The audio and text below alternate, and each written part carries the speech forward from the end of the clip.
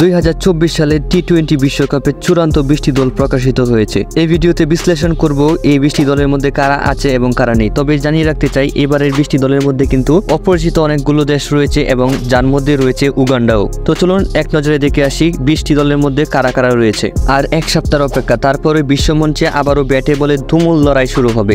আগামী 1 জুন শুরু হতে চলা টি-20 বিশ্বকাপের নবম আসরে অংশ নিচ্ছে 20টি দল। গত 29 এপ্রিল এবারে সর্বপ্রথম বিশ্বকাপের স্কোয়াড ঘোষণা করেছে নিউজিল্যান্ড, আর সর্বশেষ গতকাল 24 মে রাতে দল প্রকাশ করেছে পাকিস্তান। এবারে দলগুলোকে 4টি গ্রুপে বিভক্ত করা হয়েছে এবং প্রতিটি গ্রুপের আন্ডারে 5টি করে দল রয়েছে। তো চলুন 4টি গ্রুপে কোন 20টি দল রয়েছে তা দেখে নেওয়া যাক।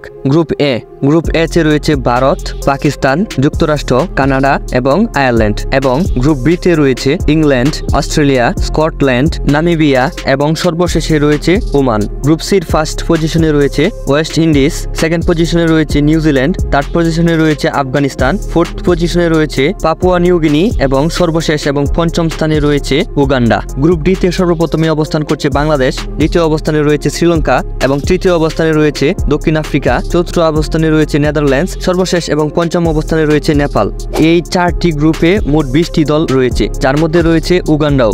বাংলাদেশ এবং উগান্ডার ম্যাচ যদি হয় তাহলে কি হতে পারে তা অবশ্যই আপনাদের কমেন্টের মাধ্যমে জানতে চাচ্ছি। আর আপনারা যদি এই চ্যানেলে নতুন হয়ে থাকেন তাহলে অবশ্যই চ্যানেলটিকে সাবস্ক্রাইব করে দেবেন।